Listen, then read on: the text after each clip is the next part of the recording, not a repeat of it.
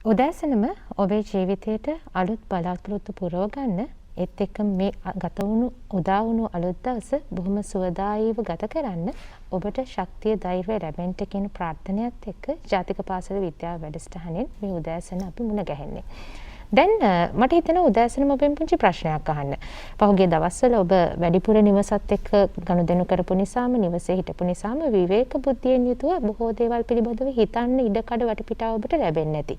ඒ නිසාම ටිකක් හිතලා බලමුකෝ අපි ලෝකයේ දිහා විද්‍යාත්මක ඇසින් බලනකොට ලෝකයේ ප්‍රභවය කොයි කාලේ කවදා කොහොම සිද්ධ වෙන්නේ නැද්ද? විවිධ මත පිළිබඳව විවිධ විද්‍යාඥයින්ගේ සොයා ගැනීම එක්ක අපි මේ වෙන විට යම් යම් කාරණා අවබෝධ කරගෙන තියෙනවා. දැන් විද්‍යාඥයින් කියන විදිහට ලෝකේ පරිණාමය එහෙම නැත්නම් ලෝකේ ප්‍රභවය සිද්ධ වෙන්නේ මීට වසර බිලියන 3.5කට විතර කලින් ඉතිහාසයේදී. දැන් එහෙම සිද්ධ වුණු පරිණාමය ක්‍රමිකව ප්‍රාග් සෛලයේ ආරම්භයත් එක්ක ඊට පස්සේ ඒක විකාශනය වෙලා වර්තමාන ලෝකයේ දක්වා පරිණාමය සිද්ධ වෙලා තියෙනවා. හරි අපූර්ව කතාවක්. දැන් හිතලා බැලුවොත් එහෙම ආපස්සට පුංචි සෛලයකින් ආරම්භ වෙච්ච ප්‍රාග් සෛලයකින් ආරම්භ වෙච්ච ලෝකය වර්තමානයේ වෙදි කොයිතරම් වෙනස්කම් එක්ක සංවර්ධනය වෙලා තියෙනවද? කොහොම නමුත් මේ සියලු දේ පදනම වෙන්නේ සෛලය. ඒ නිසා අද දවසේ අපි තෝරගත්ත ජාතික පාසල විද්‍යාව වැඩසටහනෙන් ඔබත් එක්ක කතා කරන්න සෛලයේ මේ අපූර්ව කතාව. සෛලයේ කතාව කියන පාඩම් මාතෘකාව පිළිබඳව අද අපි ඔබත් එක්ක විස්තරාත්මකව සාකච්ඡා කරනවා. තනිවම නෙමෙයි. මේ ගැන කතා කරන්න අපිත් එක්ක ජාතික පාසල විද්‍යාව ඇඳුරු මඩුල්ලේ ප්‍රවීණ ආචාර්යවරයෙක් අද දවසේත් සම්බන්ධ වෙනවා. මිනුවන්ගොඩ බුරුලපිටිය මහාවිද්‍යාලයේ විද්‍යා ආචාර්ය ගෝකුල සිරිවර්ධන සර්. අයිබෝන් සර්. සර් දැන් මුලින්ම අපි මේ පාඩමට ප්‍රවේශයක් ගන්නකොට දැන් සෛලයේ කතාව පිළිබඳව කතා කරද්දී අපිට මේ දර්ශීය සෛලය කියන දේ අමතක කරන්න බෑ. ඒ නිසා ප්‍රවේශයක් විදිහට අපි දර්ශීය සෛලය ගැන කතා කරමු. ඔව් ප්‍රභාව දැන් මෙහෙමයි. දැන් අපිට ඇත්තටම ඉස්සෙල්ලාම අපිට ශෛලිය පොඩ්ඩක් අඳුරගන්න අපි දර්ශීය ශෛලියට යමු. දැන් අපි දන්නවා දැන් ප්‍රභා ආරම්භ කරපු විදිහටම දැන් අපි මේ ජීවයේ ආරම්භය ගත්තොත් වසර බිලියන 3.5කට පමණ පෙර තමයි මේ ජීවයක් පෘථිවි මත බිහි වුණා කියලා දැනට තියෙන සාක්ෂි සහ උපකල්පන මත පදනම් වෙලා පිළිගන්න තත්ත්වයටපත් වෙලා තියෙන්නේ. ඉතින් අපි මේ ජීවයේ ඊටාම සරල මට්ටමින් ප්‍රභා පටන් ගත්තේ සෛලය. ඔබ දන්නවා සෛල, පටක, අවයව, පද්ධති, ජීවියා විදිහට මේ අද දකින්න මේ ලෝකේ බිහි වෙද්දී මූලිකම ආරම්භක අවස්ථාව තමයි ප්‍රාග් සෛලය කියන එක. නමුත් අද වෙද්දී ওই සෛලය පවා යම්කිසි ආකාරයක අර අපි පටන් ගත්ත සෛලයට වඩා ව්‍යුහයෙන් සංකීර්ණව වැඩිලා අද වෙද්දී අපිට මේ අපි දකින මේ ජීව ලෝකේ නිර්මාණය කිරින්න දායක වෙලා තියෙන සෛලය පිළිබඳව තමයි දුවේ පුතේ අපි අද මේ කතා කරන්න පෙළඹෙන්නේ. ඉතින් දැන් අපිට මේ ජීවයේ සංවිධානයේ මූලිකම ඒකකය සෛලය කියන එක තමයි අපිට මුලින්ම කතා කරන්න වෙන්නේ මේ සෛලය ගැන කතා කරද්දී. ඊළඟට අපි දන්නවා මේ ජීවයේ ආරම්භයේ සෛලය කිව්ව නිසාම සෛල එකතු වෙලා තමයි ඊළඟ අපි කියන සංවිධාන මට්ටම් ආරම්භ වෙලා ඉදිරියට යන්නේ. ඉතින් අපිට දන්නවා ජීවයේ තුළ මූලිකම ඒකකයේ සෛලය වගේම මේක අපි කියනවා ව්‍යුහමය සහ කෘත්‍යමය ඒකකයේ සෛලය කියලා. මොකද අපේ සමස්ත ජීවය ඇති වෙලා තියෙන මූලික ගඩොල් කැටේ දැන් ඔබ දන්නවා ගොඩනැගිල්ලක් හදලා තියෙන්නේ අපිට ගොඩනැගිල්ලක් වගේ පෙනුනට අපි මේ ගොඩනැගිල්ල දිහා එහෙම නැත්නම් ඒක අපි හදපු මූලික ඒකකය ගැන හිතුවොත් මේ ගඩොල් කැට රාශියක් එකතු කරලා තමයි මේ අපිට පෙනෙන ගොඩනැගිල්ල නිර්මාණය වෙන්නේ. ඒතර අන්න ඒ වාගේ මේ සමස්ත ජීවේ ආරම්භ වෙලා තියෙන ඒකකය තමයි සෛලය කියලා කියන්නේ. ඒතර සෛලයෙන්ම තමයි මේ කියන කෘත්‍ය සිද්ධ වෙන්නේ ජීවයේ තුල. ඒ හින්දා තමයි අපි කියන්නේ සෛලය තමයි ජීවයේ ව්‍යුහමය සහ කෘත්‍යමය ඒකකය කියලා කියන්නේ. ඒතර මේ සෛලය ගැන කතා කරද්දී අපිට ඒ ඉතිහාසය පිළිබඳව කතා නොකර බෑ. ඉතින් අපිට මුලින්ම සෛල ඉතිහාසය ගැන එහෙම නැත්නම් සෛලයක් මුලින්ම නිරීක්ෂණය කර විද්‍යාඥයා විදිහට අපිට අඳුන ගන්න හම්බෙන්නේ ඔන්න ඔය දකින්න රොබර්ට් හුක් කියන විද්‍යාඥයා. ඔහු තමයි මුලින්ම වල්ක කැබැල්ලක් නිරීක්ෂණය කළා මේ සෛලය කියන එක මුලින්ම දැක්කේ. ඔබ ඊළඟට දකින්න රූපයෙන් පේනවා ඔහු දැක්ක මුල්ම සෛල කොටස. ඉතින් ඔහු දැක්කේ මේක බොහොම හිස් කාමර වැනි ව්‍යුහයක්නේ. ඔබටත් පේනවා මේක පොඩි පොඩි කාමර වලින් තමයි හැදිලා තියෙන්නේ. ඒ නිසා ඔහු මේකට නම දැම්මා සෙල් කියලා. සෙල් එකක් කියපුවාම ඔබ දන්නවනේ හිස් කාමරයක් කියන තේරුමෙන් තමයි ඔහු ඒකට දැම්මේ.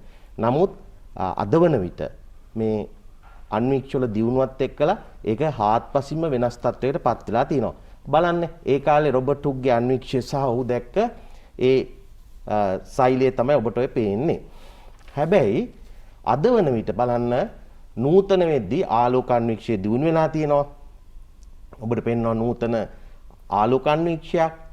ඊළඟට අද වෙද්දී ඉලෙක්ට්‍රෝන අන්වීක්ෂය බිහි වෙලා තියෙනවා. ඉතින් මේ තාක්ෂණික දියුණුවත් එක්කලා අර එදා දැක්ක සෛලයට වඩා අද සෛලය පිළිබඳව විශාල දැනුමක් එකතු වෙලා තියෙනවා. නිසා සෛල විද්‍යාව කියලා වෙනම විශාල විෂය පරාසයක් අද වෙද්දී ගොඩනැගිලා තියෙනවා.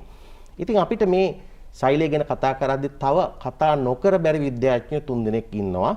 ඔවුන් තමයි ඔබට ඔය දැන් දකින්න හම්බෙන මුලින්ම ස්ලයිඩන් කියන විද්‍යාඥයා. මොහු උද්භිද විද්‍යාඥයෙක්. ඔහු පසු කාලීනව සෛලය පිළිබඳ විශාල වශයෙන් අධ්‍යයනය කරපු විද්‍යාඥයෙක්. ඊළඟට සත්ව විද්‍යාඥයෙක් වන ෂ්වාන් කියන විද්‍යාඥයා ඔබට මෙහිදී දකින්න හම් වෙනවා.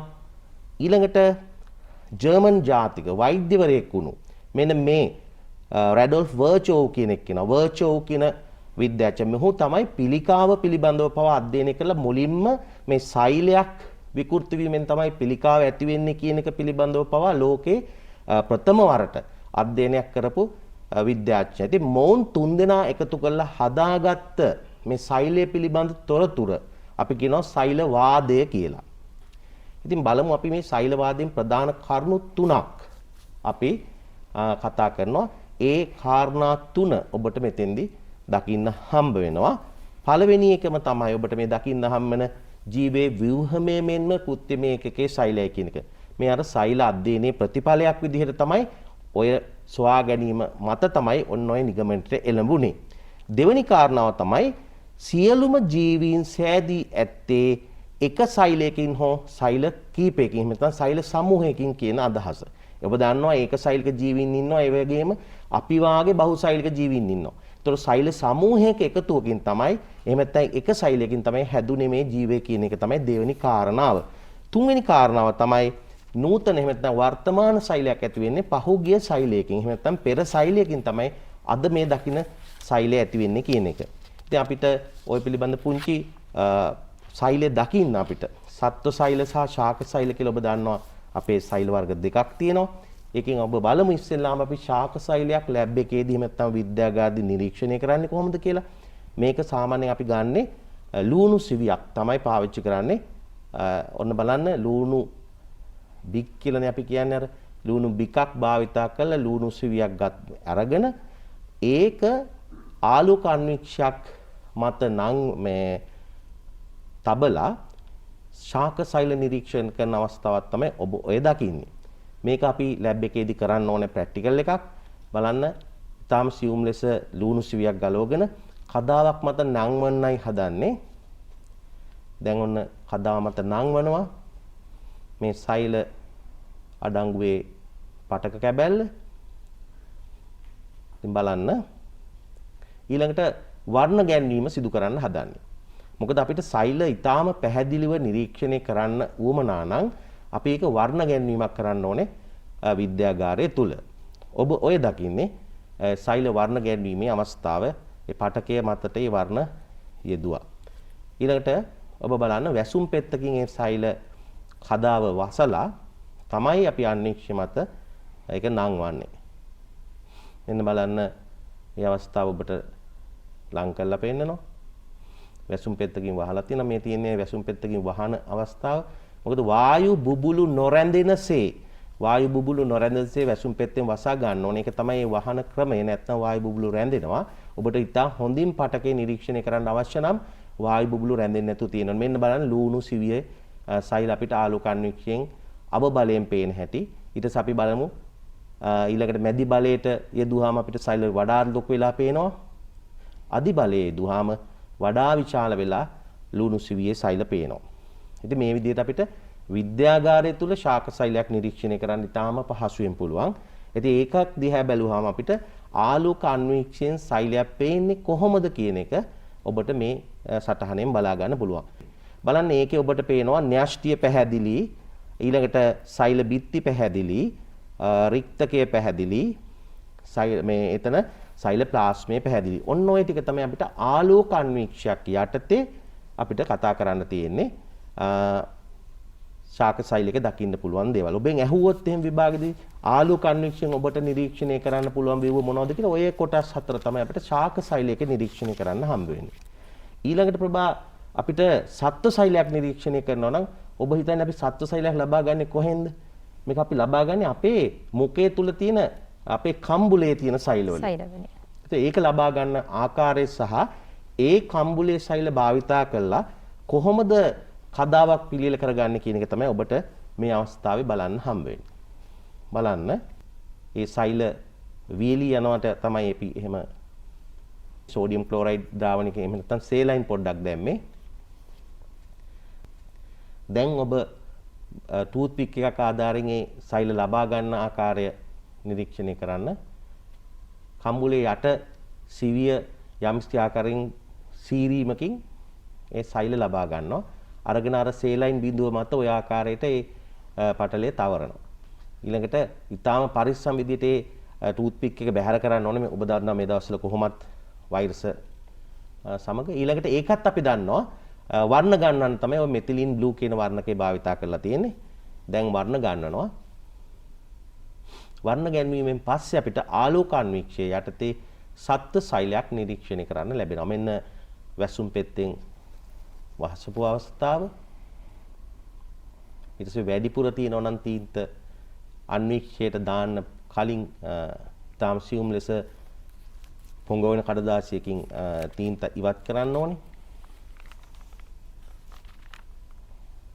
ඊළඟට අපි අන්වීක්ෂය මත නංවනවා.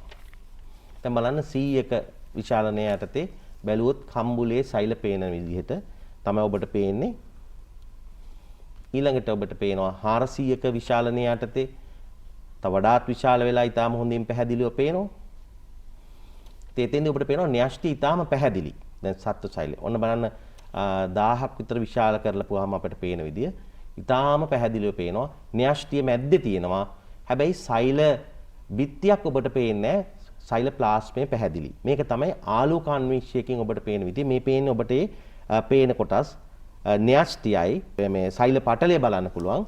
සෛල ප්ලාස්මේ බලන්න පුළුවන්. ඔන්න ඔය කොටස් ටික අපිට බලන්න පුළුවන්. ආලෝක අන්වීක්ෂයක් යටතේ සත්ත්ව සෛලයක.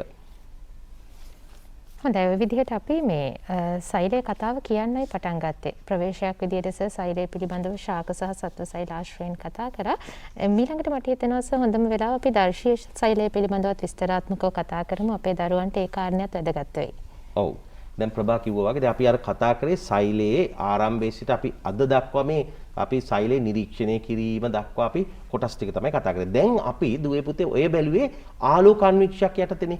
නමුත් අපිට මේ සෛලයක් වඩා හොඳින් නිරීක්ෂණය කරන්න නම් ඉලෙක්ට්‍රෝන අන්වීක්ෂය භාවිත කරන්න ඕනේ. ඇත්තටම ඉලෙක්ට්‍රෝන අන්වීක්ෂයේ දියුණුවත් සමග තමයි අපි අර පෙර කිව්ව පරිදි මේ සෛල විද්‍යාව දියුණු වුණේ. ඉතින් මෙතෙන්දි මේ දර්ශීය සෛලය කියන එක අපි මොකද්ද දර්ශීයක් සෛලයක් කියලා කියන්නේ කියන එක අපි ඉස්සෙල්ලාම අවධානය යොමු කරලා අපි යමු ඉලෙක්ට්‍රෝන අන්වීක්ෂය ව්‍යුව ගැන විස්තර කරන්න. බලන්න සෛලයක තිබිය යුතු සියලුම ඉන්ද්‍රියක අඩංගු වනසේ නිර්මාණය කරන ලද සෛලය දර්ශීය සෛලයක් ලෙස හැඳින්වේ කියනවා. ඒ කියන්නේ මෙහෙමයි. ඔබ දන්නවා අපි දේහයක් ගත්තොත් මේ සියලුම සෛල ਸਰව සම නැහැ නේද පුතේ? සාමාන්‍යයෙන් මිනිස් ශරීරයක තියෙන සෛල වර්ග ගත්තොත් සෛල වර්ග 210ක් විතර තියෙනවා. ඒත් ඔය සෛල වර්ග 210ම එකාකාර නැහැ. අක්මාවේ සෛල එකාකාරයක්, හෘදේ සෛල එකාකාරයක්, ශුක්‍රාණු සෛල ගත්තොත් එකාකාරයක්, ඩිම්බ සෛල ගත්තොත් එකාකාරයක්. මේවේ චූටි වෙනස්කම් තියෙනවා. නමුත් අපි දර්ශීය සෛලයක් විදිහට සලකන්නේ අර සියලු වෙනස්කම් එකතු කරලා සදාගත්ත මනක්කල්පිත සෛලයක්. ඇත්තටම ඔය උගන්නන සියලුම කොටස් හැම සෛලෙම එකම විදිහට පිහිටන්නේ නැහැ. නමුත් අපි දර්ශීය සෛලයක් ඇසුරින් තමයි මේ සෛලයේ තියෙන ව්‍යුහ පිළිබඳ කතා කරන්නේ. ඒතකොට දර්ශීය සෛලයක් කියලා කියන්නේ අර සියලු කොටස් එකතු කරලා අපි හදාගත්ත සෛලයක් විදිහටයි සලකන්නේ. අපි මේ විදිහට හදාගත්ත ශාක සෛලයකට යමුමු.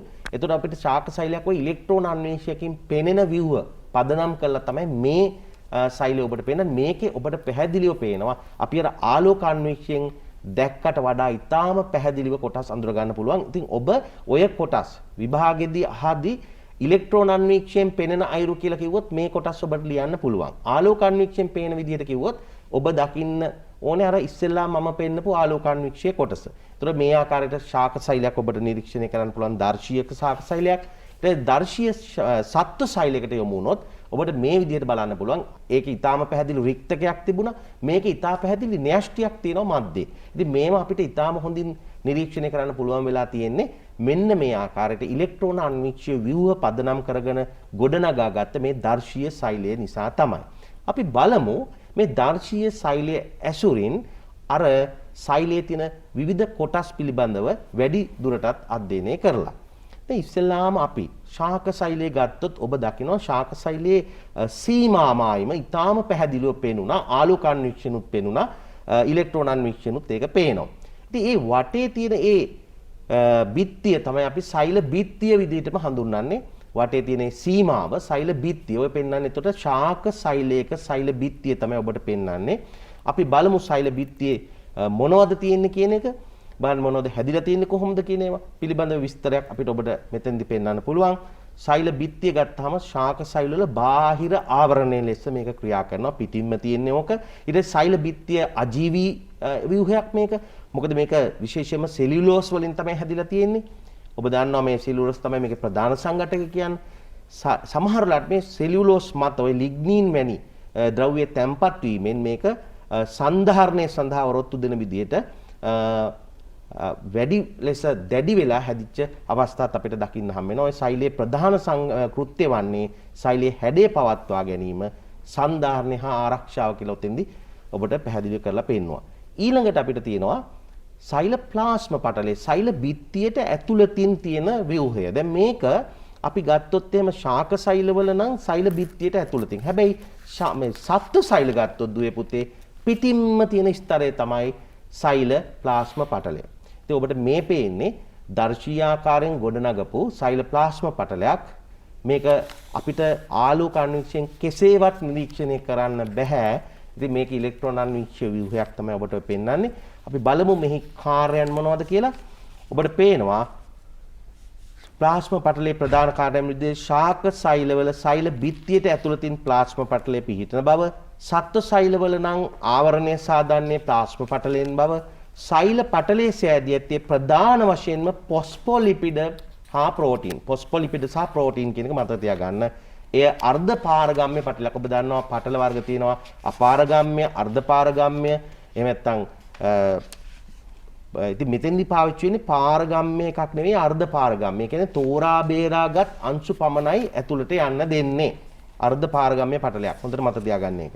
ඊට ප්ලාස්ම පටලය ගත්තාම ප්ලාස්ම පටලයේ ප්‍රධාන කෘත්‍යය වන්නේ සෛල ආවරණයක් ලෙස ක්‍රියා කිරීම සහ ජලය, අයන හා සමහර අණු වලට සෛලය තුළට ඇතුළු වීමට සහ පිටවීමට ඉඩ දීම.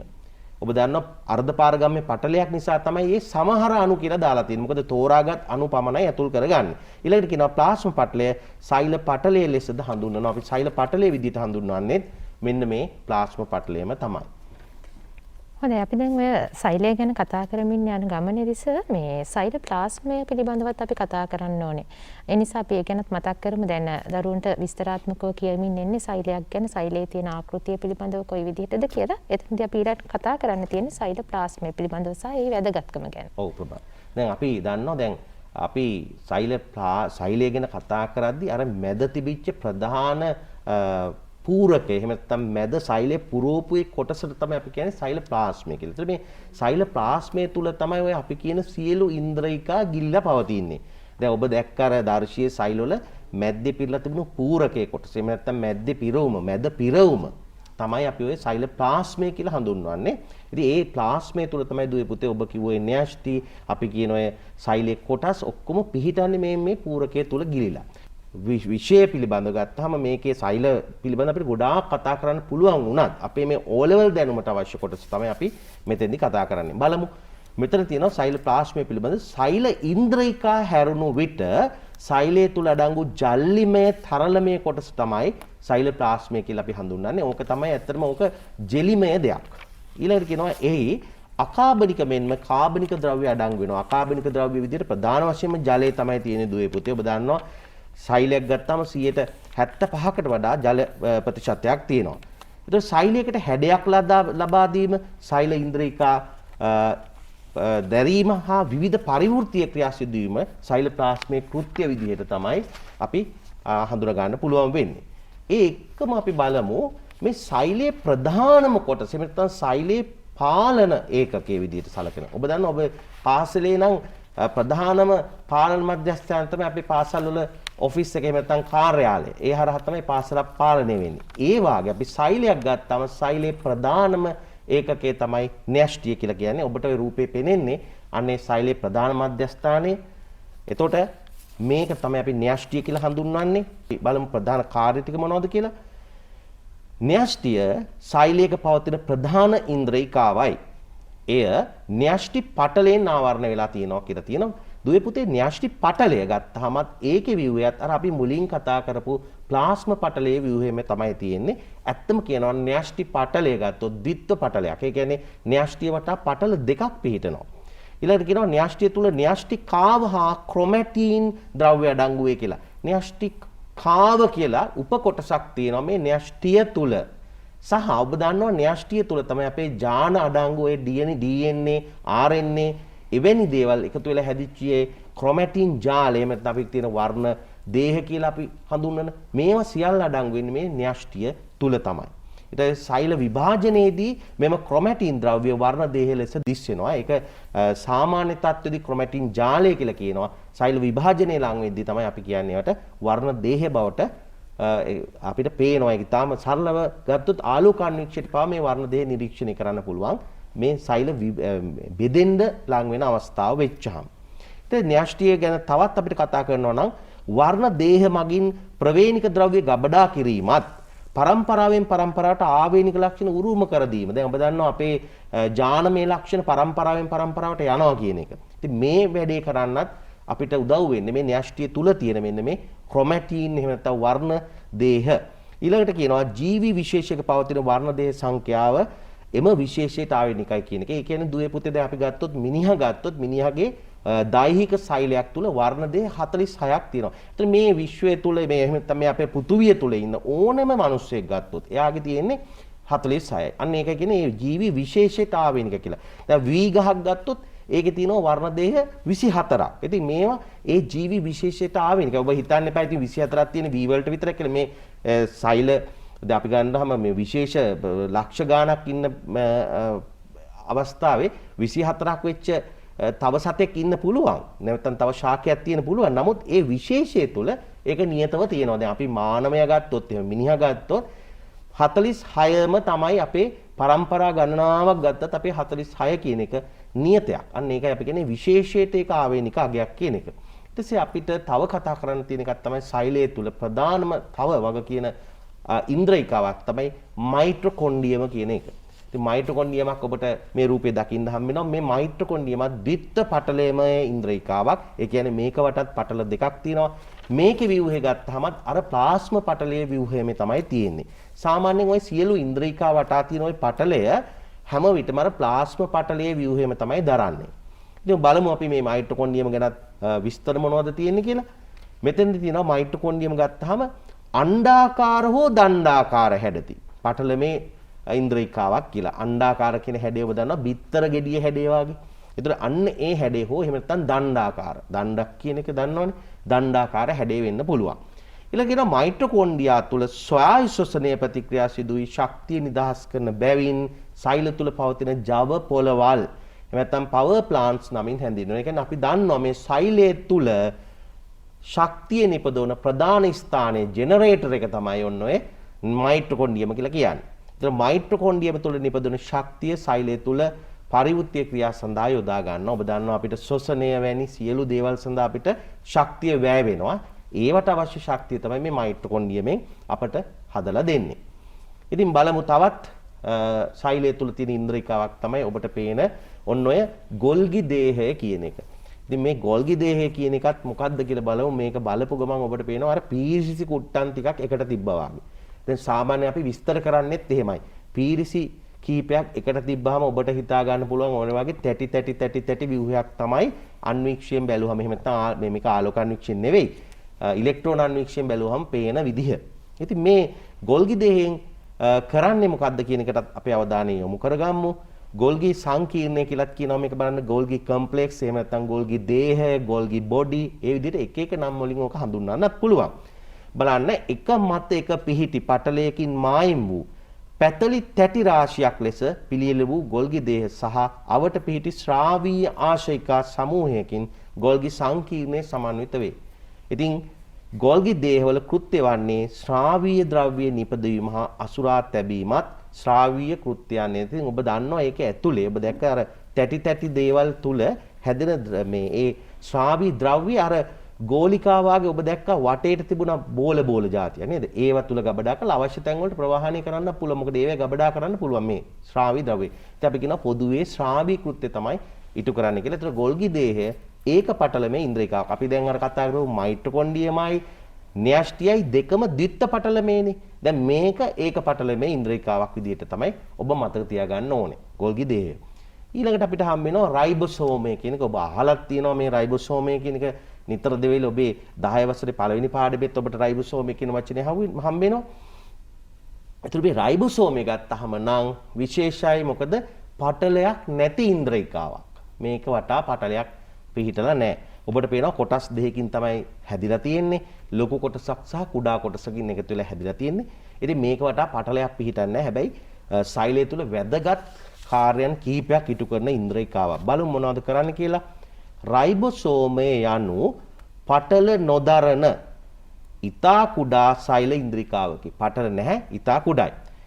එතකොට මෙය උප ඒකක දෙකකින් සෑදිලා තියෙනවා. එකක් විශාල උප ඒකකයක් සහ කුඩා උප ඒකකයක් විදිහට. ඊළඟට කියනවා රයිබෝසෝම සෛලප්ලාස්මයේ නිදහස් ලෙස හා රළු අන්තස්ප්ලාස්මීය ජාලිකාවට සම්බන්ධ වෙලා. අපි බලමු කොහොමද මේ සම්බන්ධ වෙලා තියෙන්නේ කියලා ඉදිරියට. රයිබෝසෝම වල කෘත්‍ය වන්නේ ප්‍රෝටීන් සංශ්ලේෂණය කිරීම සඳහා ස්ථාන සැපයීම කියලා තියෙනවා. ඒතර රයිබෝසෝම වල ප්‍රධාන කෘත්‍යය තමයි එහෙනම් ප්‍රෝටීන් මේ නිෂ්පාදනය සඳහා දායක වෙන එක.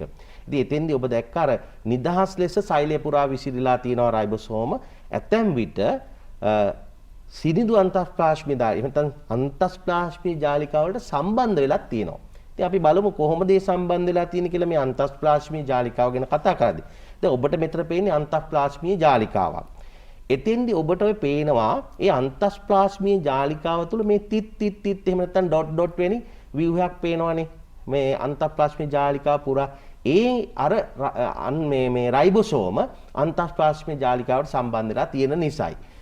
ඒ සම්බන්ධ වෙලා තියෙද්දි අපි කියනවා ඒවට රළු අන්තස්ප්ලාස්මීය ජාලිකා කියලා. හේතුව දැක්කහම නිකන් අර සිනිදු නැහැනේ ඒක. රළු ගතියක් පෙන්වනෝනේ, කටු ස්වභාවයක්. ඒ නිසායි අපි ඒකට කියන්නේ රළු අන්තස්ප්ලාස්මීය ජාලිකා කියලා. ඒ රයිබෝසෝම සම්බන්ධ වෙලා තියෙන නිසායි. හොඳයි, ඊළඟට අපිට දැන් කතා කරන්න තියෙන්නේ සෛලය ගැන කතා කරනකොට තවත් වැදගත් කොටසක් පිළිබඳව. ඒ තමයි අන්තස්ප්ලාස්මීය ජාලිකා පිළිබඳව. ඒ ගැනත් අපි කතා කරමුකෝ අපේ දරුවොත් එක්ක. ඔව් දුවේ පුතේ, දැන් අපි අර රයිබෝසෝම ගැන කියද්දිත් අපිට අන්තස්ප්ලාස්මීය ජාලිකාව කියන නම කියවුණා. මොකද රයිබෝසෝම අන්තස්ප්ලාස්මීය ජාලිකාවලට සම්බන්ධ වීමෙන් රළු අන්තස්ප්ලාස්මීය ජාලිකා සාදයි කියලා. ඉතින් අපි බලමු එහෙනම් මේ මොකද්ද අන්තස්ප්ලාස්මීය ජාලිකාව කියන්නේ කියලා. ඔබට රූපයෙන් පැහැදිලි වෙනවා. අන්තස්ප්ලාස්මීය ජාලිකාව දිහා බලන්න ඩොට් වැනි ව්‍යුහයන් රාශියක් අන්තස්ප්ලාස්මීය ජාලිකාව කියලා කියන ඔය රැලි එකනේ. ඒක මත තියෙන තිත් වැනි ව්‍යුහයන් තමයි අර අන්තස්ප්ලාස්මීය ජාලිකාවට සම්බන්ධ වෙලා තියෙන රයිබෝසෝම. එතකොට තමයි අපි අර කිව්වේ රළු අන්තස්ප්ලාස්මීය ජාලිකා සාදනවා කියලා. ඉතින් අපි වැඩිපුර කතා කරමු එතකොට මොනවද මේ අන්තස්ප්ලාස්මීය ජාලිකාව තියෙන්නේ කියලා. බලන්න මේක ඒක පටලමේ view එකක්. දැන් ඔබ දැක්ක අපි රයිබෝසෝම ගැන කතා කරද්දී අපි කිව්වා මේක ඒවට පටලයක් නැහැ කියලා රයිබෝසෝම වලට. නමුත් මෙතෙන්ට එද්දී ආපහු අපිට හම්බ වෙනවා ඒක පටලමේ ඉන්ද්‍රිකාවක් තමයි මේ අන්තස්ප්ලාස්මීය ජාලිකාව කියලා කියන්නේ. එතකොට මේ අන්තස්ප්ලාස්මීය ජාලිකා සෛලප්ලාස්මයේ තුල අඩංගු පැතලි හෝ නාලාකාර හෝ මඩි වලින් යුක්ත අන්තර් පටල පද්ධති ජාලයක්. ඒ කියන්නේ මේ සෛලයේ පුරා විහිදිලා තියෙන ව්‍යුහයක් තමයි මේක. ඉතින් අන්තස්ප්ලාස්මීය ජාලිකා ආකාර දෙකක් තියෙනවා. එකක් තමයි රළු අන්තස්ප්ලාස්මීය ජාලිකා, අනිත් එක තමයි සිනිඳු අන්තස්ප්ලාස්මීය ජාලිකා. ඉතින් ඔබ දැනටමත් දන්නවා රළු අන්තස්ප්ලාස්මීය ජාලිකාව හැදෙන්නේ අර රයිබෝසෝම සම්බන්ධ වීමෙන්. රයිබෝසෝම නොමැති ඒවට අපි කියනවා සිනිඳු අන්තස්ප්ලාස්මීය ජාලිකා කියලා. මොකද බැලූ බැල්මට ඒක බොහොම සිනිඳුවට පේන නිසා. පෘෂ්ඨයට සම්බන්ධ රයිබෝසෝම නිසා රළු බවින් යුක්තයි. මේවායේ කෘත්‍ය වන්නේ ප්‍රෝටීන පරිවහනය කිරීම. මොකද ඔබ දන්නවා රයිබෝසෝම වලින් ප්‍රෝටීන හදනවා නම් ඒ සම්බන්ධ අන්තଃප්ලාස්මික ජාලිකා වලින් ප්‍රෝටීන පරිවහනය කරනවා. ඊළඟට සිනිඳු අන්තස්ප්ලාස්මීය ජාලිකාවල කෘත්‍ය සහ ව්‍යුහය ගත්තොත් මේවා රයිබෝසෝම රහිතයි, නාලාකාරයි. එතකොට මේක සිනිඳු වෙලා තියෙන රයිබෝසෝම නොමැතිවීම නිසා. ඊට පස්සේ සිනිඳු අන්තස්ප්ලාස්මීය ජාලිකා මගින් ලිපිඩ එහෙම නැත්නම් ස්ටෙරොයිඩ් වාගේ දේවල් නිපදවලා පරිවහනය කරනවා. එතකොට ඔබට මතක තියාගන්න ලේසි රළු අන්තස්ප්ලාස්මීය ජාලිකා වලින් ප්‍රෝටීන පරිවහනය කියලා කියන්නේ ඇයි? රයිබෝසෝම වලින් ළමයි ප්‍රෝටීන හදන්නේ. ඉතින් ඒ නිසා ඔබට ඒක එතනින්ම මතක තියාගන්න පුළුවන්. ඊළඟට අපිට හම්බෙන ප්‍රධාන ව්‍යුහය තමයි ප්‍රභා මේ සෛලය තුල තියෙන රික්තකය කියන එක. විශේෂයෙන්ම ඔබත් දකින්න ඇති මේ රික්තක තියෙන්නේ ශාක සෛල වල තමයි ඊටාම පැහැදිලි රික්තක දකින්න හම්බෙන්නේ. සත්ත්ව සෛල වල නම් ඔබ දැක්කා මැද්දේ තිබුණ ඊටාම පැහැදිලි න්‍යෂ්ටියක්. ශාක සෛල වල ඔබ දැක්කා විශාල රික්තයක් සෛලයේ මැද්දේ තියෙනවා. ඉතින් අපි විශේෂයෙන්ම රික්ත ගැන කතා කරද්දී අපි ශාක සෛල වල තමයි මේ රික්තය අපිට හම්බ වෙන්නේ. සත්ත්ව සෛල වල තියෙන ඊටාම තිබුණොත් තියෙන ඊටාම චූටි අපිට ඒක අපි ගණන් ගන්නෙත් නැති ප්‍රමාණයේ රික්තක තමයි තියෙන්නේ. ව්‍යාජ රික්තක කියලා කියනවා සමහරලාට අපි සත්ත්ව සෛල වල තියෙන රික්තක වලට. ඉතින් බලමු අපි රික්තකයේ පිළිබඳ මොනවද තියෙන්නේ කියලා. රික්තකයක් යනු ශාක සෛලවල පවතින පටලයකින් වට වූ තරලයකින් පිරුණු විශාල ඉන්ද්‍රිකාවක් වේ. නම රික්තකයේ වුණාට දුවේ පුතේ හොඳින් මතක තියාගන්න මේ රික්තකයේ තුල තරල තියෙනවා. ඔබ සාමාන්‍යයෙන් රික්තකයක් කියලා කියන්නේ මොනවත් නැති වායු අංශුවක් නැති තැනකට. හැබැයි මෙතනදී අපි රික්තකයක් කියලා කිව්වේ ඉන්ද්‍රිකා මේක තුල පිහිටන්නේ නැහැ නිකන් තරල පිරුණු ව්‍යුහයක් නිසායි අපි මේක රික්තකයක් විදිහට හඳුන්වන්නේ.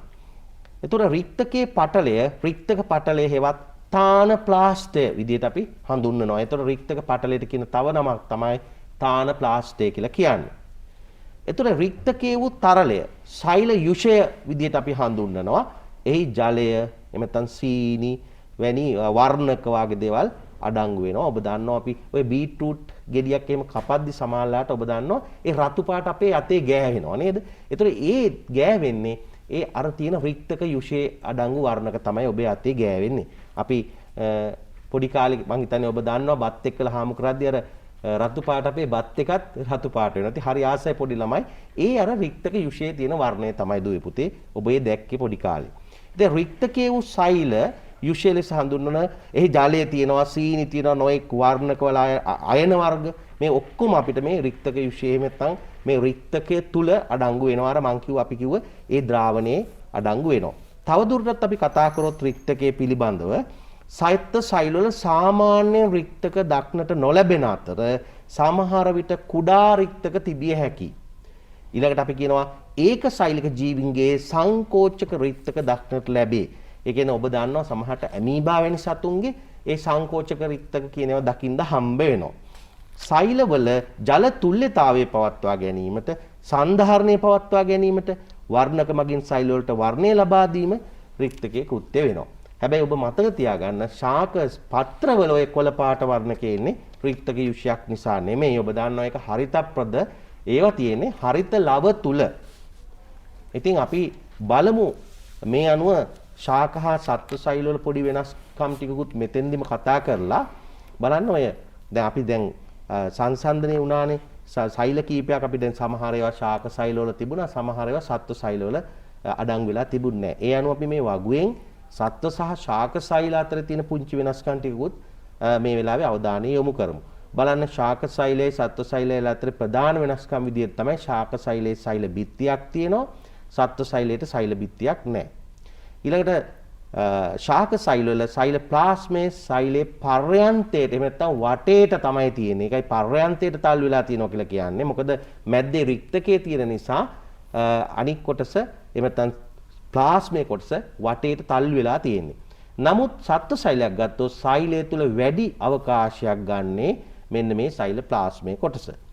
ඊළඟ කාරණාව ගත්තොත් අපි ගත්තොත් ශාක සෛලවල විශාල මධ්‍ය රික්තකයක් හෝ රික්තක කිහිපයක් තියෙන්න පුළුවන්. හැබැයි සත්ත්ව සෛලවල නම් විශාල රික්තක නැහැ. තිබුණොත් තියෙන්නේ සමහර විටක ඔය తాවකාලික ඊටාම කුඩා රික්තක කිහිපයක් තියෙන්න පුළුවන්. ඊට ඔබ දන්නවා ශාක සෛලවල හරිත ලව තියෙනවා.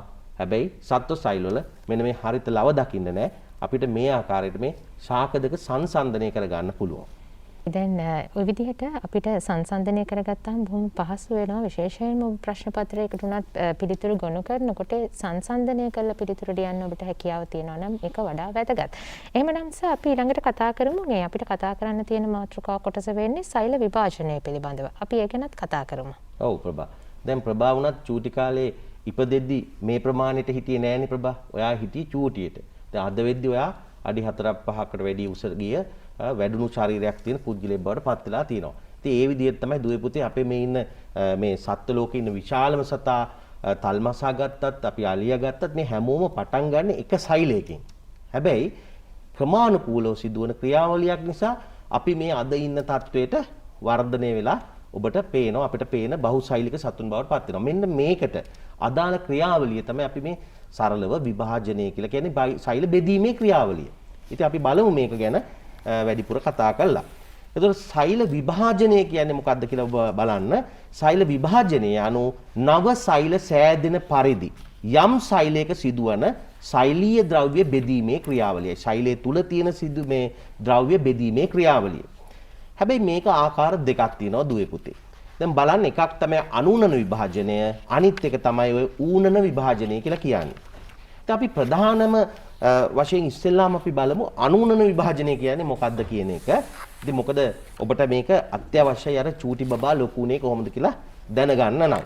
බලන්න සෛල න්‍යෂ්ටියක පවතින වර්ණදේහ සංඛ්‍යාව නියතව තබා ගනිමින් සෛල සංඛ්‍යාව වැඩි කර ගැනීම අනූනන විභාජනය කියලා කියනවා. ඔබට රූප සටහනක් ඇසුරින් ඒක පැහැදිලිව දැක ගන්න හම්බ වෙනවා. මෙන්න මේ රූප සටහනෙන් ඔබට පේනවා දැන් 2n කියලා කියන්නේ දුවේ පුතේ අපේ වර්ණදේහ 46ක් තියෙනවා. මේ මම කතා කරන්නේ මේ නිසා ගැන. ඒ වර්ණදේහ 46 ආවේ කොහොමද? අම්මගේ ඩිම්බ සෛලෙන් සෛල වර්ණදේහ 23කුත් තාත්තගේ ශුක්‍රාණු සෛලෙන් වර්ණදේහ 23කුත් ඇවිල්ලා තමයි අපේ වර්ණදේහ 46 හැදුනේ. අන්න ඒකයි 2n කියලා කියන්නේ. මොකද අම්මගෙන් ආවා n තාත්තගෙන් ආව n. ඒ කියන්නේ පොදු පදේනේ n කියන්නේ. ඒකයි. එතකොට 2n සෛලයක්. හැබැයි නැවත බෙදීමෙනුත් ඔබට පේනවා රූපේ නැවත නැවතත් 2n එහෙම නැත්නම් ද්විගුණ සෛලමයි හදලා තියෙන්නේ. ද්විගුණ සෛලමයි හදලා තියෙන්නේ. ඉතින් මෙන්න මේ අවස්ථාව තමයි වර්ධනයකදී සිද්ධ වෙන්නේ. දැන් අපේ දේහ සෛලය එහෙම නැත්නම් අපිව සංසේචනලා යුක්තාණුවක් හැදුණු වෙලාවේ වර්ණ දේහ 46ක් සහිතේ යුක්තාණුව නැවත නැවත බෙදීමට ලක්වීම මෙවැනි විදිහට අනූනන විභාජනයට ලක් වෙලා තමයි මේ අද පෙනෙන මේ තත්ත්වයටපත් වෙන්න අවශ්‍ය සෛල සංඛ්‍යාව වැඩි කරගත්තේ. ඔබ බලන්න ඔය වර්ණ දේහ ඇතුලේ තියෙන ඔය ක්‍රොමැටින් ජාලයක් විදිහට තිබිච්ච එක ඔන්න බලන්න බෙදීමට ආසන්න වෙන විට වර්ණ දේහ බවටපත් වෙනවා. ඒ වර්ණ දේහ බලන්න තව දුරටත් සිදුවන වෙනස්කම් මේ පෙන්වන්නේ ඔබට න්‍යෂ්ටිය. සෛලය තුල තියෙන න්‍යෂ්ටිය සිදුවන වෙනස්කම් තමයි පෙන්වන්නේ. අන්න දැන් වර්ණ දේහ 4ක් ඔබට පේනවා මේකේ හැටියට. බලන්න ඊට පස්සේ ඒක සමක තලයේ මට යම් කිසි ආකාරයකට යම් පිළිවෙලකට පිහිටනවා. අපි කියනවා ඒකට සමක තලයේ මට පිහිටනවා කියලා. ඊළඟට බලන්න මේ තර්කු තන්තු කියන මේ තන්තු වර්ගයක් ඇති වෙනවා ඔබට පේනවා. මේ තර්කු තන්තු වලින් අර වර්ණ දේහ සමග බැඳීමට යොමු වෙනවා. බලන්න මේ අවස්ථාව අර සමක තලයේ මත තියෙන වර්ණ දේහත් එක්කලා තර්කු තන්තු එකට සම්බන්ධ වීම තමයි මේ වෙලාවේ පෙන්වන්නේ ඔබට. ඊට පස්සේ බලන්න තර්කු තන්තු කෙටිවීමත් සමග අර වර්ණ දේහ මැද්දෙන් කැඩිලා දෙකට වෙන් වෙනවා. බලන්න. එතකොට බලන්න 4ක් වෙලා තිබිච්ච එක දැන් දෙකට කැඩිලා 8ක් බවට පත් වෙනවා. හැබැයි ඒ වර්ණ දේහාංශයට පුළුවන් අනික් කොටස හදා ගන්න. නැත්තම් ඔබ හිතන්නේ දැන් මේ කොටසයිනේ ගියේ කියලා. ඒ අනිත් කොටස එයාට පුළුවන් එයාගේ අනිත් කොටස ප්‍රතිවලිත වෙලා හදා ගන්න පුළුවන්. ඉතින් එහෙම වෙලා ඔබට පේනවා දැන් වර්ණ දේහ අන්න නැවත න්‍යෂ්ටි දෙකක් හැදුනා. ක්‍රොමැටින් ජාලය බවට පත් වෙනවා. සෛලයත් ඊට පස්සේ දෙකට බෙදෙනවා. ඉතින් මෙන්න මේ ක්‍රියාවලියෙන් ඔබට පේනවා වර්ණ දේහ සංඛ්‍යාව නියතව තබාගෙන යන බලන්න සෛලයේ ප්ලාස්මය බෙදෙන අවස්ථාව. න්‍යෂ්ටිය බෙදිලා ඉවර වෙලා තමයි ප්ලාස්මය බෙදිලා. අන්න බලන්න වර්ණ දේහ සංඛ්‍යාව නියතව තියාගෙන සෛල දෙකක් බවට පත් වුණා. අනූනනය වුණා මෙන්න මේ ආකාරයට. අපි බලමු අනූනනයේ වැදගත්කම මොකක්ද අපේ මේ ජීවිතේ අපිට මේ අනූනන ක්‍රියාවලිය අපිට මෙන්න සත්ත්ව ලෝකයට ශාක ලෝකයට කොහොමද වැදගත් වෙන්නේ කියලා බලන්න. බහුසෛලික ජීවීන්ගේ දේහ වර්ධනය සඳහා වැදගත් වෙනවා. ඊළඟට අලිංගික ප්‍රජනන ක්‍රමයක් ලෙස සැලකෙනවා මේක. ඊට තුවාල සුව වීම සහ මැරුණු සෛල වෙනුවට නව සෛල ලබා දීමත් සිද්ධ වෙනවා. හොඳයි. ওই විදිහට අපි අනුනන විභාජනය ගැන කතා කරා නිසා ඊළඟට ඌනන විභාජනය ගැනත් කතා කරන්න ඕනේ අපි. ඔව් ඒක වැදගත්. මොකද පරිණාමීය ක්‍රියාවලියටත් මේ ඌනන විභාජනය තමයි වැදගත් වෙන්නේ. අපි බලමු වර්ණ දේහ සංඛ්‍යාව අඩක් බවට පත් කරන ක්‍රියාවලියක් තමයි මේ ඌනන විභාජන විදිහට හඳුන්වන්නේ. මම කිව්වා ශුක්‍රාණු සහ ඩිම්බ සෑදෙද්දි තමයි මේ වැඩේ අපිට ප්‍රධාන වශයෙන්ම නිරීක්ෂණය කරන්න පුළුවන් වෙන්නේ. ශාකවලත් එහෙමයි පරාග සහ ඩිම්බ සෑදෙන වෙලාවට ඌනන විභාජනය දකින්න හම්බ වෙනවා. ඉතින් ඔබට රූප සටහනෙන් බලමු අපි මොකක්ද එතෙන්දි වෙන්නේ කියන එක බලන්න. ඔය 2n සෛලයක් විදිහට තියෙන සෛලයක් දෙකට බෙදිලා බලන්න ඔය 2n තියෙන දෛහික සෛලයක් තියෙන. ඇත්තටම කියනවා අපි ජන්මානු මාතෘ සෛලයක් බලන්න 2n සෛලයක් n ගුණ එහෙම නැත්නම් ඒක ගුණ සෛල බවට පත් වෙනවා. බලන්න බෙදීමේ ක්‍රියාවලියෙන් දැන් අර වර්ණ දේහ සංඛ්‍යාව අඩක් බවට පත් වෙනවා. හැබැයි ඒ එක්කම දකින්න හම්බෙන නිරීක්ෂණයක් තමයි ওই ඌනන විභාජනයක් වෙද්දී එකපාරට තවත් අනූනනයකුත් වෙනවා. ඒ කියන්නේ අපි කියනවා විභාජන අවස්ථාව 1 විභාජන අවස්ථාව 2 කියලා. ওই විභාජන අවස්ථාව 2 අනූනන විභාජනයක්. එහෙම වෙලා අවසාන ප්‍රතිඵලයේ විදිහට සෛල 4ක් හදනවා ඌනන විභාජනයේදී. අනූනනයේදී සෛල 2යිනේ හැදුවේ.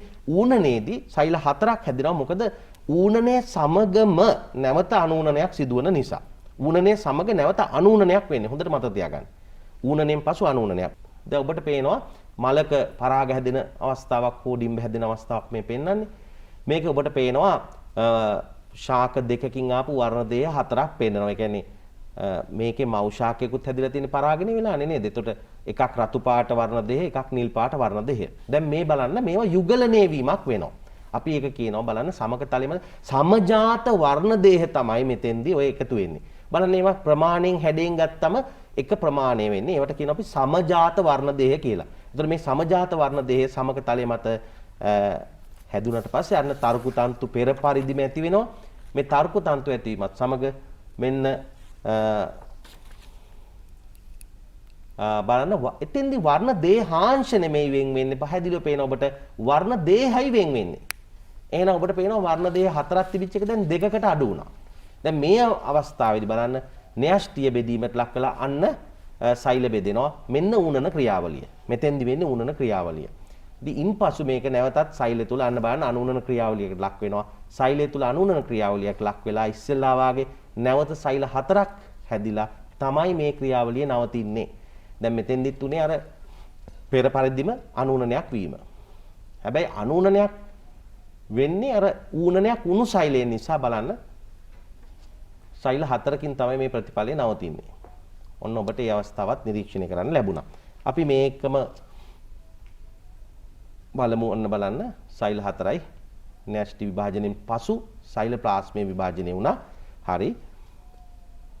මේ සමගම අපි බලමු ඌනන විභාජනයේ වැදගත්කම මොකක්ද කියන එකට ඔබේ අවධානය යොමු කරලා බලන්න පරම්පරාවෙන් පරම්පරාවට වර්ණ දේහ සංඛ්‍යාව නියතව පවත්වා ගැනීම සහ වර්ණ දේහවල ඇතිවන වෙනස් වීම හෙවත් ප්‍රභේදන හට ගන්නා නිසා පරිණාමයේදී වැදගත් වෙනවා. ඉතින් බලමු ඌනනයේ සහ අනූනනයේ අතරේ තියෙන වෙනස්කම් මොනවද කියලා. ඔබට මේකම ඌනන විභාජනයේදී බලන්න ඌනන විභාජනයේදී විභාජන අවස්ථා දෙකකින් සමන්විතයි. හැබැයි අනූනනයේදී විභාජන අවස්ථාවක් එකයි තියෙන්නේ. ඊළඟට ද්විගුණ සෛලවල විතරයි ඌනනය වෙන්න පුළුවන්. ඔබ දන්නවා 2n ඒවා තමයි n ගුණ බවට පත් වෙන්නේ. නමුත් අනූනනය ඒක ගුණ මෙන්ම ද්විගුණ සෛලවල සිදු වෙන්න පුළුවන්. තවත් අවස්ථාවක් ගත්තොත් ප්‍රභේදන හට ගන්න උදව් වෙනවා. ඌනනය එනම් වර්ණ දේහවල වෙනස්කම් ඇති වෙන්න පුළුවන්. හැබැයි අනූනනයේදී ප්‍රභේදන හට ගැනීමක් නැහැ. ඔබ දන්නවා සාමාන්‍යයෙන් වර්ධක ප්‍රජනනයේදී සිද්ධ වෙන ඔය ක්‍රියාවලිය. ඊළඟට විභාජනයේ අවසානයේ දුහිතෘ සෛල 4ක් හැදෙනවා ඌනනයේදී. හැබැයි අනූනනයේදී දුහිතෘ සෛල 2යි හැදෙන්නේ. ඌනන විභාජනයේදී මාතෘ සෛලයේ වර්ණ දේහ සංඛ්‍යාවෙන් අඩක් තමයි දුහිතෘ සෛල වලට යන්නේ. හැබැයි අනූනනයේදී නම් අපි දන්නවා දුහිතෘ සෛල වලට සම්පූර්ණ වර්ණ දේහ සංඛ්‍යාවම යනවා. අවසාන වශයෙන් ගත්තාම ඌනන විභාජනයේදී දුහිතෘ සෛල මාතෘ සෛලයට සමාන වෙන්නේ නැහැ. ඒකයි ඒක පරිණාමයට දායක වෙන්නේ. හැබැයි අනූනන විභාජනයේදී දුහිතෘ සෛල මාතෘ සෛලයට හැම අතින්ම සමාන සෛල බවට පත් වෙනවා. ඔය විදිහට අපි සෛලයේ කතාව ඔබට කිව්වා විස්තරාත්මකව විශේෂයෙන්ම දරුවෝ විදිහට ඔබ ප්‍රශ්න පත්‍රයට සූදානම් වෙද්දී විතරක් නෙමෙයි ලෝකයේ පිළිබඳව විද්‍යාත්මක ඇසකින් බලන්න මේ වගේ විද්‍යාත්මක කාරණා පිළිබඳව යම් අවබෝධයක් තිබීම ඔබේ ජීවිතයට වැදගත්. ඒ නිසාම අද දවසේ අපි ඔබට යොමු කරන ප්‍රශ්නයකුත් මොකද ඔබ ජයග්‍රාහකීන් කරන්න වගේම අපි සාකච්ඡා කරපු කාරණා පිළිබඳව ඔබේ තියෙන දැනුම පිරික්සන්නත් මේක හොඳ අවස්ථාවක්. MD ගුණසේන අනුග්‍රහයෙන් අපි ඔබට අද දවසේ ගෙනෙන ප්‍රශ්නය තමයි ශාක හා සත්ව සෛල අතර ඇති වෙනස්කම් දෙකක් නම් කරන්න. ශාක හා සත්ව සෛල අතර ඇති වෙනස්කම් දෙකක් නම් කරන්න. මේ ප්‍රශ්නෙට නිවැරදි පිළිතුර ජාතික පාසල science@gmail.com කියන අපේ විද්‍යුත් ලිපිනයට යොමු කරන්න. අමතක කරන්න එපා පිළිතුර යොමු කරද්දී ඔබේ නම පාසල සටහන් කරලා එවන්නත් අමතක කරන්න එපා. ඒ වගේම ඔබ අතුරින් ජයග්‍රාහකීන් තිදෙනෙක්ට MD ගුණසේන සමාගම අනුග්‍රහයෙන් විද්‍යාව ප්‍රශ්නෝත්තර පොත් සංග්‍රහයක් මෙන්න මේ දකින විද්‍යාව ප්‍රශ්නෝත්තර පොත් සංග්‍රහය ඔබට ලැබෙනවා. ඒ වගේම මතක් කරන්න ඕනේ පසුගිය සතියක ජයග්‍රාහකයන් පිළිබඳව ජූලි මාසේ 14 වෙනිදා අපි අහන ප්‍රශ්නෙට නිවැරදි පිළිතුරු යොමු කරපු ජයග්‍රාහකයෝ මතක් කරනවා. අපි ප්‍රශ්නය වෙන්නේ ලිංගික ප්‍රතිබද්ධ නිලීනජාන නිසා ඇතිවන ප්‍රවේණික ආබාධ දෙකක් නම් කරන්න. පිළිතුර හිමොෆීලියාව සහ රතු කොළ වර්ණාන්ධතාව. මේ ප්‍රශ්නෙට නිවැරදි පිළිතුරු ලබා දුන් අය අතුරින් ජයග්‍රාහක තිදෙනෙක් අපි තෝරාගෙන තියෙනවා. ආර්.ඩී. දුලේඛා නෙත්මිනි යක්දෙස්සාව පාසලේ, ඒ වගේම රිවිසද මධ්‍ය මහාවිද්‍යාලයේ කෑගල්ල සුබෝධ සුරංජිත් වික්‍රමසිංහ, කෞශල්‍ය නයනජිත් බදුල්ල මධ්‍ය මහාවිද්‍යාලයෙන්. ඉතින් ඔබ තිදෙනා ජයග්‍රාහකින් බව අපි සිහිපත් කරමින් ඔබටත් සුබ පැතුම් එකතු කරමින් අද දවසේ අපිට සම්පත්දායකත්වය ලබා දුන් මිනුවන්ගොඩ බොරුල්ලපිටිය මහාවිද්‍යාලයේ විද්‍යා ආචාර්ය ගෝකුල සිරිවර්ධන ගුරුතුමන්ට අපේ ස්තුතිය පිරිනමමින් අපට සමගින යන්නයි මේ වෙලාව ඇවිදින් තියෙන්නේ. එමනම් අපි ප්‍රාර්ථනා කරනවා ඔබට යහපත් දවසක් බොහොම පරිස්සමින් නිරෝගීව ඉන්න වටපිටාව උදා කරගන්න සකස ගන්න කියන මතක් කිරීමත් එක්ක අපිට ගිහින් එන්න අවසර ලබන බදාදාත් උදෑසන මුණ ගැහෙමු. ආයුබෝවන්.